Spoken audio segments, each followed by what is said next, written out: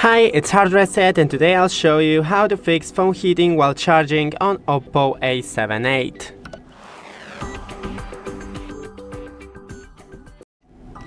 So first, it is completely normal for your phone to heat while you're charging it, especially while you're using the fast charging.